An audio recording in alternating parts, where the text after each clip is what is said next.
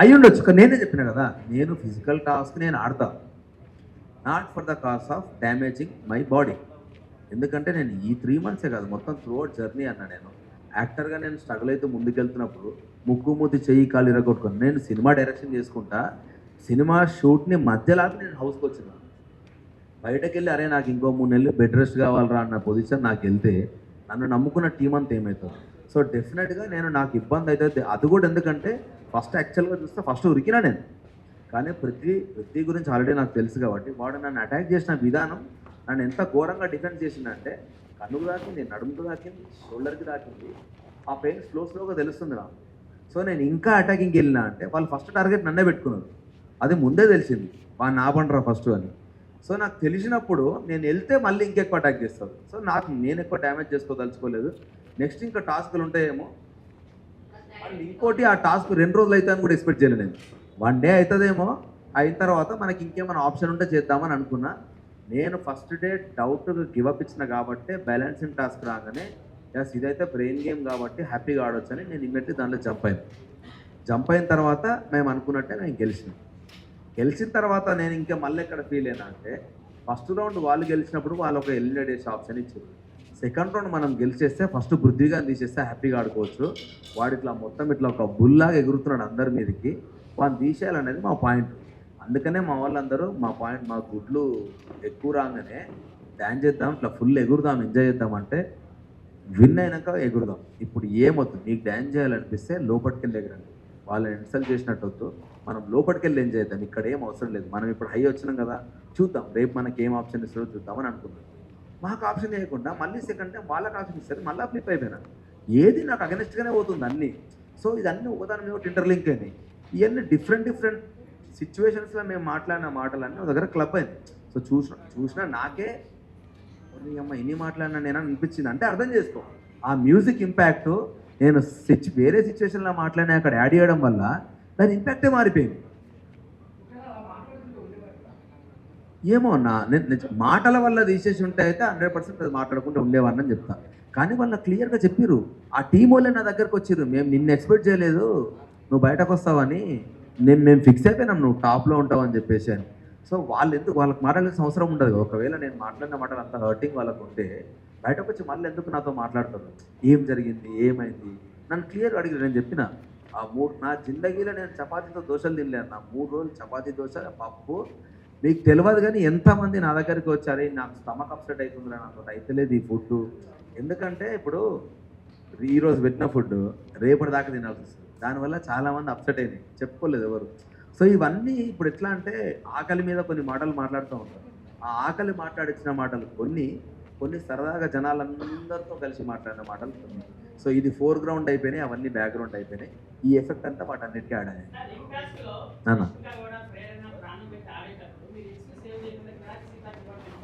కిరాక్ సీతకు నేను ఇవ్వలేదు. ఎందుకు కిరాక్ సీత దగ్గర నేను ఎందుకు గివప్ చేసిన అంటే యాజ్ అ చీఫ్ ఇద్దరం నేను నిఖిల్ మాట్లాడుకున్నాం, ఇట్లా గేమ్ వద్దు, ఏమున్నా అక్కడ ఆడుకోండి. ఎందుకంటే ఫస్ట్ నిఖిలే నా దగ్గరకు వచ్చి మా బాడీ పెయిన్స్ ఘోరంగా ఉన్నారా, అవ్వట్లేదు నాతోటి, జర చూసి ఆడుకుందాం రా అన్నాడు. నేను అన్నా మీరేం కొట్టాడ పెట్టుకున్నా అక్కడ మాట్లాడుకోండి మామ, ఇక్కడికి వచ్చిన తర్వాత వదిలేద్దాం, అక్కడ ఎంతనన్నా ఫైట్ చేసుకోండి మామ, దాన్ని బట్టి మనకు క్లారిటీ ఉంటుంది ఎంతవరకు ఆడాలని. ఇద్దరం మాట్లాడుకున్న తర్వాత ఓకే అన్నారు కాబట్టి నేను సైలెంట్ అయినా. ఇంకోటి సీతకు ఆల్రెడీ చాలా దెబ్బలు తగిలినాయి అండ్ తలకు కూడా దెబ్బ తగిలింది ముందు రోజు ఎక్టాస్క్ ఆడినప్పుడు. సో నేను సీత వచ్చి తీసుకెళ్తే నేను సడన్గా లేచి పట్టుకుంటే కింద పడితే దెబ్బ తగులుతా అన్న ఒక కన్సర్న్ మీద నేను అయిపోయాను. అండ్ ఇంకోటి మేము ఆల్రెడీ మాట్లాడుకున్నాం. సో నేనేం ఎక్స్పెక్ట్ చేసిన అంటే నిఖిల్ గాడు వచ్చి మేము ఆల్రెడీ మాట్లాడుకున్నాము వద్దురా అని వాడు వచ్చి అన్నాడు కూడా, మనం మాట్లాడుకున్నాం వాళ్ళ ఎక్స్ వాళ్ళకి ఇద్దామని. సోనియా డిఫెండ్ చేసుకుంటూ స్టార్ట్ చేసింది ఇది మా గేమ్ అని. ఇక అడ్డంగా వితండవాదం చేస్తే నేనేం చేయలేను. యాజ్ ఎ చీఫ్ మాట్లాడుకున్నప్పుడు ఆ రూల్ ఒకటి వెళ్ళాలి. మీరు అంత దాకా వచ్చిన వాడు మళ్ళీ ఎక్స్ ఇస్తా అన్న వాడు సడన్గా నిన్న మీరు ఆడేది కదా ఈరోజు మేము ఆడతామనంటే ఇక ఇంకేం మాట్లాడతాను నేను దానికి. సైలెంట్ కాదన్నా. ఇప్పుడు గొడవ నువ్వు లాజికల్గా మాట్లాడితే గొడవ పడతా, నువ్వు అడ్డంగా ఇష్టం వచ్చినట్టు మాట్లాడతా అంటే ఆల్రెడీ నాకు గొంతు ఖరాబ్ అయింది. నేను అదే చెప్తున్నా, అందుకే అంటున్నా యాక్చువల్గా ఇప్పుడు ఆడియన్స్ మిస్టేక్ అని నేను అంటే ఏంటంటే ఆడియన్స్ వాళ్ళకి ఎంతవరకు చూపిరో అదే చేస్తారు. సింప్లెస్ట్ ఎగ్జాంపుల్ బయటకు వచ్చిన తర్వాత ఫస్ట్ నా వైఫ్ అడిగింది ఏం తెలుసా, నువ్వు సీతను ఎందుకు తిట్టినావు, సీత నీ మీద హర్ట్ అయింది, పెద్ద గొడవ అయింది కదా అని అన్నది. కానీ మీరు బయటకు వచ్చినాక సీతను అడగండి, మేమిద్దరం గొడవ పడ్డ తర్వాత సీత లోపలికి వెళ్ళి ఏడ్చింది. ఏం ఏడ్చింది తెలుసా, ఆయనను నేను సొంత అన్నలాగా ఫీల్ అయినా తిట్టాల్సింది అన్నను కాదు, ఎవడి మీదో కోపం నేను అభయన్న మీద చూపించిన అని ఏడ్చింది ఆ పిల్ల. ఎవడి మీదో చూపించాల్సిన కోపం అన్న మీద చూపించిన అని ఏడ్చింది తప్ప కానీ నేను తిట్టినా అన్నది కాదు. నేను కూడా బయటకు వెళ్ళి ఆదిత్య అన్నతో నా చెల్లెలాగా ఫీల్ అయినా అన్నదాన్ని నేను. అది కూడా ఎందుకంటే నేను యష్మి మన ప్లేట్స్ మనం కడగొద్దన్నప్పుడు కూడా నేను సైలెంట్గా నా ప్లేట్స్ నేను కడుక్కుంటూ పోయటానికి ఎందుకు వాళ్ళకి ఇబ్బంది పెట్టాలని ఇంటెన్షన్గా. అలాంటి నా గురించి తెలిసి కూడా సీత నన్ను ఎట్లంటది, అది అన్న అన్న అన్నది కానీ జస్ట్ నా ఫీలింగ్స్ దానికి అర్థం కాలేదు. నేను ఫీల్ అయినా ఆ రోజు మాట్లాడదామని ట్రై చేసిన, కానీ ఒక మనిషి ఏడ్చి నీతో మాట్లాడడానికి రెడీగా లేనప్పుడు మనం మాట్లాడకూడదు, అది ఇంకా వరస్ట్కి వెళ్తుంది. సో నేను విష్ణుప్రియని అడిగిన, ఆదిత్య అన్నని అడిగిన సీతతో మాట్లాడడానికి, ఆమె రెడీ ఉన్నాక వస్తుంది అంటే వెయిట్ చేసిన. నెక్స్ట్ డే ఈవినింగ్ దాకా వెయిట్ చేసినాక అన్న మాట్లాడదామా అన్నది. పక్క తీసుకెళ్ళిన రాబేట అని. పక్క తీసుకెళ్ళిన తర్వాత అంతకుముందు అభయ్ గారు అన్నది, నువ్వు అభయ్ గారు అని పిలిచుంటే జీతంలో మాట్లాడబెట్టాను నేను, నువ్వు అన్న అన్న కాబట్టి వచ్చిన బెట్ట అంటే చెప్పన్నా అని, సారీ అన్న అని హక్ చేసుకున్నాక, లేదు బెట్ట నేను కూడా ఇప్పుడు మా చెల్లెతో నేను మాట్లాడినప్పుడు సరదాగా మాట్లాడతా, కొన్ని దమాక్ లేదా మెంటల్గాను అనేది. ఇప్పుడు ఎట్లా అంటే ఛాయ్ దగ్గర మాట్లాడుతూ చాలా ఊత పదాలు కొన్ని వచ్చేస్తాయి. ఆ ఊత పదాలు ఎట్లుంటాయంటే ఇప్పుడు కొన్నిసార్లు ఎరా ముండా అని మాట్లాడతారు, అది నా సైడ్ చాలా దాంట్లో నేను చేయడం అనిపిస్తుంది. కానీ కొన్నిసార్లు చాలా నార్మల్ పదం అది. సో ఇటు సైడ్ నాకు చాలా నార్మల్ పదాలు, కానీ అవి సీతకు తెలియదు. కానీ అది నేను అన్నది కూడా ఫీల్ కాలేదు. ఆ బాండింగ్ మా ఇద్దరికి ఏర్పడింది లక్కీది. సో నేను సీతతో అదే చెప్పిన. ఆ తర్వాత మళ్ళీ ఇష్యూ కాలేదు. కానీ ఇక్కడ ఏం చేసిరంట, బిగ్ బాస్ మీద నాకేం ఒపీనియన్ లేదు. పాయింట్అవుట్ చేసిరని అయితే నేను ఫీల్ అయినా హానెస్ట్గా. ఎందుకనంటే ఇప్పుడు ఏదన్నా రూల్ తప్పినాం అనుకో అన్న, బిగ్ బాస్ నుంచి వార్నింగ్ వస్తుంది, మీరు రూల్ తప్పుతున్నారు జాగ్రత్త అని వార్నింగ్ వస్తుంది బిగ్ బాస్ నుంచి. నా విషయంలో ఒక్కసారి కూడా రాలేదు. రానప్పుడు పక్క వాళ్ళందరూ చాపి నువ్వే అంటే గుమ్మడికాయ దొంగ అంటే నేను ఎందుకు పూజలు అనుకుంటావు, నేను తప్పు చేస్తే డైరెక్ట్ చెప్తారు కదా వాళ్ళు, బిగ్ బాస్ చెప్తాడు. ఉత్త నేను టేబుల్ మీద తబలా కొడుతుంటే అబ్బాయి మీరు చేసే పని తక్షణమే ఆపేయండి అన్న క్యాండిడేట్ నేను బిగ్ బాస్ గురించి మాట్లాడుతున్నప్పుడు ఆయన అననప్పుడు నేను ఏమనుకుంటా, వాళ్ళు అన్ని పిచ్చలు ఇట్లా ఎడ తీసుకుంటారు. ఇప్పుడు వాళ్ళు ఏంది, మన పేషెన్సీ టెస్ట్ అక్కడ. వీడు టంగ్ లూజ్ అవుతున్నాడు అని అనుకుంటారు, కానీ వీడు నన్ను తిడుతున్నాడు ఎందుకు అనుకుంటారు అని చెప్పి నేను ఆబ్వియస్లీ అనుకుంటా. ఎందుకంటే నేను కన్ఫెషన్ రూమ్కి వెళ్తాను చాలాసార్లు అడిగిన.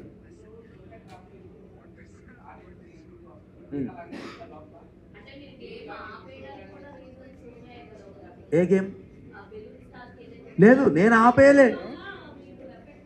లేదు నేను ఆపేయలేరా నేను ఎందుకంటే దేవన్ నుంచి చిన్న పదాలు ఎత్తుక్కొని ఈ పదాలే మా స్ట్రాటజీ అని మాట్లాడేవాళ్ళు. సరే బిడ్డ, మరి నా స్ట్రాటజీ కూడా నాకుందని నేను అన్నా. క్లియర్, నేను రూల్ గురించే ఫైట్ చేస్తున్నాడా. వాడు బయటకు వెళ్తే లోపలికి రావాల్సిన బాధ్యత సంచాలక్ది. నేను సంచాలక్ పిలవంగానే రావాలని లేదు, అవి వాళ్ళు మాట్లాడినే. శరీరం అంటే ఫుల్ బాడీ అని నేను అనుకుంటే తలకాయ ఒకటే అని వాళ్ళు ఎట్లా అనుకున్నారో, వాడు బయటకు వెళ్ళినప్పుడు లోపలికి రావాలి అని అంటే తీసుకురావాల్సిన బాధ్యత సంచాలక్ది. అంతకుముందు సంచాలక్ ఏం చేస్తారు జనరల్గా, వాడు రూల్ అన్నప్పుడు, ఇప్పుడు ఎంపైర్ ఉన్నాడు, నేను లైన్ బట్టలు చుట్టూ ఏమంటాడు, నువ్వు లోపలికి వచ్చినాక గేమ్ కంటిన్యూ చేస్తా అంటాడు. నువ్వు మధ్యలోకి వచ్చినాక నేను చేస్తా అంటే ఈ మాట నేను ఎందుకు ఇంటా, నేను బరాబరేనా. ఇప్పుడు ఆమె వింటదా, వేరే సంచాలక్ అయితే అడ్డంగా వాదిస్తుంది. ఫుల్ మ్యానిపులేటింగ్ అంటే నేనేమంటా తెలుసా, ఇప్పుడు వినటోడికి బుర్ర లేదంట కరెక్ట్గా. నువ్వు ఎందుకు మ్యానిపులేట్ అవుతావు భయ్, నీ అమ్మ నీకు 25 ఏళ్ళు దాటి ఉన్న వాళ్ళు అందరూ ఉన్నారు, నువ్వు మ్యానిపులేట్ ఎందుకు అవుతావు. నేను అందుకే మ్యానిపులేట్ అవుతున్నావు అనుకున్న వాళ్ళందరితో మాట్లాడినాను. నిఖిల్కి చెప్పిన, మిగతా వాళ్ళందరికీ చెప్పిన, సీతుకు కూడా కొన్ని చెప్పిన, నాకు చెప్పాలనిపించినాయి. మస్తు మాట్లాడతారు, వాడి మాటలేని నువ్వెందుకు చేంజ్ అవుతావు అన్నది నా పాయింట్.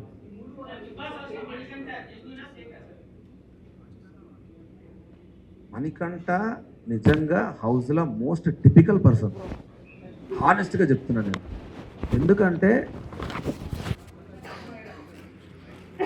ఒకటి చెప్తా, మణికంఠ సిచ్యువేషన్ బట్టి మాటలు మారుస్తుండని నాకు అనిపించింది హానెస్ట్గా. నేను హౌస్లో ఉన్నప్పుడు అంటే నేను ఎగ్జాక్ట్లీ బయటకు వచ్చే ముందే జరిగింది అది, కొంచెం కొన్ని జరిగినాయి. ఇప్పుడు అది ఎట్లా అంటే అది ఫుల్ కెమెరాతో మాట్లాడుతూ ఉంటాడు వాడు వెళ్ళి గంటలు. సో మాకు అర్థం కాదు, అది 100% స్ట్రాటజీ అన్న. ఫస్ట్ వీక్ వెళ్ళిపోవాల్సినోడు నేను ఒక పాయింట్ ట్రిగ్గర్ చేస్తే వాడు బయటకు వచ్చి అన్నాడు, నువ్వు అడిగిన క్వశ్చన్కి నా దగ్గర ఆన్సర్ లేదు, అందుకే నేను గివప్ ఇచ్చేసిన డిస్కషన్స్లా. అప్పుడే నాకు అర్థమైంది నువ్వు పాయింట్ టు పాయింట్ మాట్లాడతావని, నా ఎమోషన్స్ కంట్రోల్ చేసుకుంటా అని అన్నాడు. ఫస్ట్ వీక్ అంత ఘోరంగా ఫ్లక్చువేట్ అయిన ఒక పర్సన్ సెకండ్ వీక్ దాన్ని మనం ఫ్లిప్ అయిపోతే ఈడు ఈ అమ్మాయి ఈడు 1 వీక్లో ఎట్లా మారిండ్రా అని ఒక షాక్లో ఉన్నా. మారితే మంచిదే కదా అని కూడా అనుకున్నా. ఆ తర్వాత సిచ్యువేషన్ బట్టి ఏడుస్తూ ఉన్నాడు. నాకు ఎందుకు నేను అనుకున్నా అంటే, ప్రతిసారి నా వైఫ్ నా పాప నా వైఫ్ నా పాప అంటాడు. నేను 5 వారాలు ఉంటే చాలన్నా నా టార్గెట్ సేఫ్, నా పాప నా దగ్గరకు వస్తుంది అని అన్నాడు. వీడికి ఎన్ని ఫైనాన్షియల్ ప్రాబ్లమ్స్ ఉన్నాయో ఏమోలే అనుకుని ఆగిన. ఆ పాయింట్ మీద స్టిక్ ఆన్ అయ్యంటే నాకు వాడి మీద డౌట్ రాకపోయేది. సడన్గా ఎగ్ టాస్క్లో పోయి మూల కూర్చొని ఏడుస్తూ ఉన్నాడు. ఎందుకు కప్పుకి వెళ్ళిస్తా నీ మొన్న కదరా నువ్వు 5 వారాలు అన్నావు, డైరెక్ట్ కప్పుకి ఎట్లా వెళ్ళిపోయినావురా నువ్వు. సో ఏది నమ్మాలన్నా. సో అందుకనే నేను వాడి మీద ఫ్లిప్ అయిపోయాను. ఆహా వీడు ఖచ్చితంగా హానెస్ట్గా ఆడతలేడని నాకు అనిపించింది. అండ్ ఇంకోటి, మణికంఠ మీద 2 అలిగేషన్ల వల్ల నేను ఇంకా ఎక్కువ ఫీల్ అయినా. వాని క్యారెక్టర్ దాన్ని ఏమంటారు పదం కరెక్ట్గా చెప్పాలంటే, 2 అమ్మాయిలు ఎమోషనల్గా నన్ను మోసం చేసిండు అని అన్నారు. అది చాలా బాధాకరమైన మాట.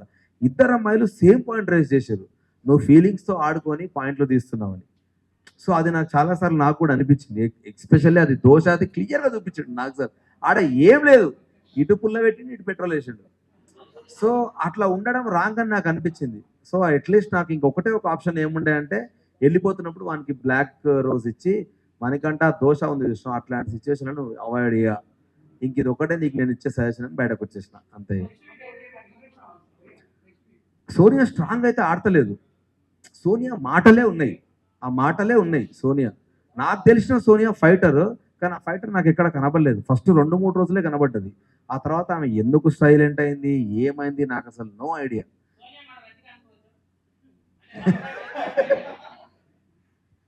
ఈ ట్రాక్ తెలియదు. నాకు బయటకు వచ్చినాక నాకు కొన్ని క్వశ్చన్లు అడిగితే నాకు నెత్తి ఖరాబ్ అయింది. వాళ్ళతోటే ఉన్నా కదా సోఫాలో పక్క పక్కన ఇన్ని జరిగినాయి అనుకున్నా నేను నిజంగా. నేను షాక్ అయినా నిజంగా. ఆ రోజు ఘోరంగా ఏడ్చింది నేను అన్న రోజే. హీరుంటారు కదా ఏమైంది, భలే కవర్ చేసిండు వాడు, నీట్గా కవర్ చేసిండు. ఆ బిట్ మస్తు సెట్ చేసుకున్నాడు వాడు, సూపర్ సెట్ చేసుకున్నాడు. అంటే మనం యాక్టర్స్ అన్నా మనం నీట్గా కనబడాలిగా అన్నాడు. అది మంచిగా అనిపించింది. అది నేను ఎన్నిసార్లు పక్కకుండి నవ్వుకు నాకు అర్థం కాదు. సడన్గా వచ్చి నాకు ఒక హగ్గి అని చెప్పి ర్యాండమ్గా వచ్చి హగ్ చేసుకుని వెళ్ళిపోతాడు. యష్మి ఫీల్ అయిన తర్వాత నాకు కొంచెం ఆక్వర్డ్ అనిపించింది. అప్పటిదాకా నేను మణికంఠకి యష్మికి కోల్డ్ వార్ అవుతుంది. ఎందుకంటే యష్మిని వాడు ఫ్లర్ట్ చేస్తా ఉన్నాడు. ఎట్లా అంటే, యష్మి నువ్వు చాలా క్యూట్ ఉన్నావు అని. సారీ శ్రీప్రియ అంటాడు. శ్రీప్రియ వాళ్ళ వైఫ్ పేరు ఇక్కడ ఉంటుంది వెనకాల ట్యాగ్. సారీ శ్రీప్రియ నువ్వు చాలా క్యూట్ ఉన్నావురా యష్మి అని ఇట్లా మాట్లాడుతూ ఉంటాడు.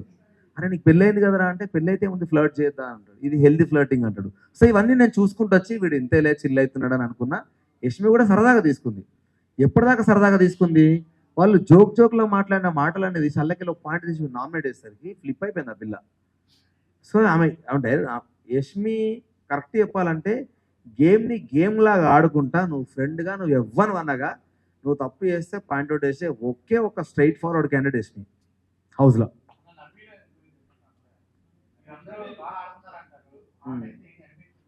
నబీల్ ఆడతాడు. నబీల్కి ఇది బ్యాక్ ఇంజరీ ఒకటి, చెయ్యి ఇంజరీ ఉన్నది. కానీ నబీల్లో ఉన్న బ్యూటీ ఏంటంటే, నబీల్ కూడా సేమ్ యష్మి లాగా నువ్వు ఎంత ఫ్రెండ్ అన్నగా నువ్వు మిస్టేక్ చేస్తే నామినేషన్లో బరాబర్ పాయింట్అవుట్ చేస్తాడు. కాకపోతే దాన్ని కొంచెం ఎగ్జాజరేట్ చేస్తాడు, అది వాడి స్టైల్. వాంటెడ్లీ 100% ఉండడానికి ఎక్స్పెక్ట్ చేస్తున్నాను నేను. ఎందుకంటే ఫిజికల్ టాస్క్లు గివప్ చేయడు. అండ్ నబీల్ క్విక్ లర్నర్ అన్న. ఇప్పుడు నేను ఈ మాటలు మాట్లాడిన తర్వాత నన్ను రెడ్ కార్డ్ ఇచ్చారు కదా నాకు. నేను చెప్తున్నా కదా, ఇప్పుడు వాడిది నాది సేమ్ స్లాంగ్.